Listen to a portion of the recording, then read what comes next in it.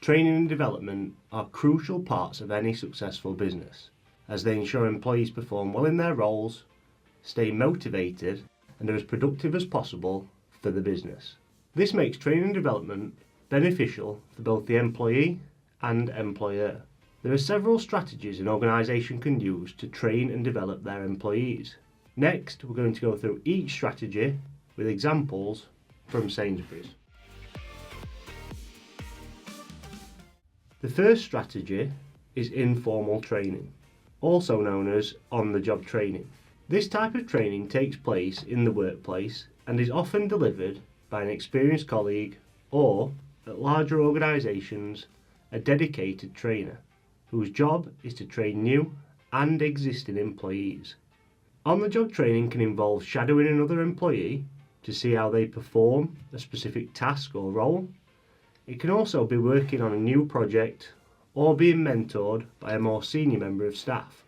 It's designed to help you learn whilst on the job. On-the-job training at Sainsbury's starts as soon as you join the organisation, as you shadow an experienced colleague to learn the basics of your job, such as working on the tills or stacking shelves. If you're performing well and looking to progress, then on-the-job training may involve being mentored by a supervisor or manager to help you gain knowledge of their role and to prepare you for a possible promotion. When you become more experienced in your role, on-the-job training may involve working on a project set by your manager. This is designed to challenge an experienced employee in the hopes of improving their skills, knowledge, and performance. Another strategy used is formal or off-the-job training. This type of training refers to official, structured training run by an external provider.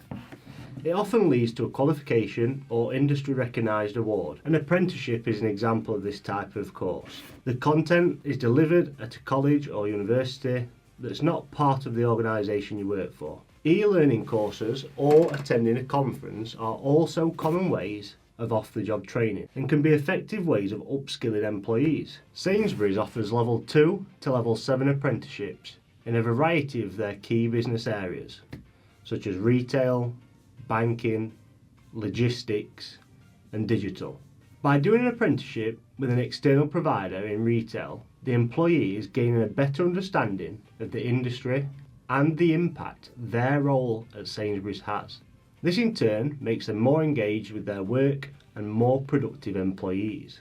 Self-learning is another form of training, and now with access to the internet, it has never been easier to teach yourself a skill or gain knowledge in a specific area. Self-learning is when employees teach themselves a skill rather than being taught it by the organisation. Free sources of information such as YouTube and Google have made it easier than ever to teach yourself a new skill or gain an understanding of a topic. People can teach themselves how to code, video edit, or improve soft skills such as communication and confidence. Along with traditional methods such as books, self-learning is a very proactive approach to your own career development and can make you a more valuable and skilled employee. Ongoing training takes place continuously throughout an employee's working life. This type of training is designed to continuously improve the employee in their role and keep them up to date with changes to systems and the introduction of new technology.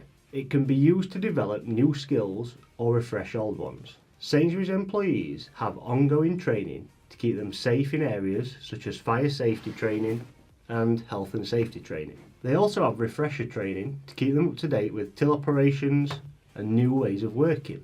Target setting and performance reviews are the final strategies we're going to cover. Performance reviews, also known as appraisals, are often used to determine whether targets have been achieved and to also set new targets. They usually take place every 6 to 12 months and are an opportunity for you to discuss with your line manager any opportunities for training and career progression. Appraisals help to manage an employee's performance in a formal setting, as targets are put in place to rectify poor performance or to challenge high-performing individuals to achieve even more.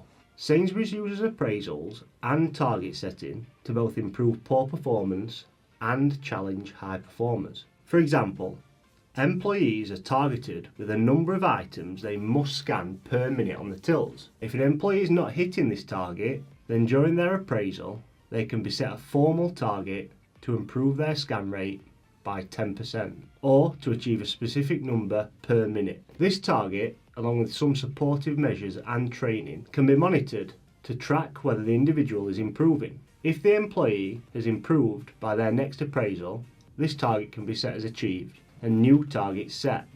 On the other hand, a high-performing individual may be set a more challenging target, such as supervising the shift once a week or to take on a management course in preparation for a promotion. Both types of target setting during appraisals are used to manage performance and increase efficiency. The reason why companies such as Sainsbury's put such an emphasis on training and development is that it can help motivate and retain employees, which means less time and money spent recruiting and training new members of staff. Effective training and development also means a more motivated and engaged workforce, which is beneficial for both the employee and the employer.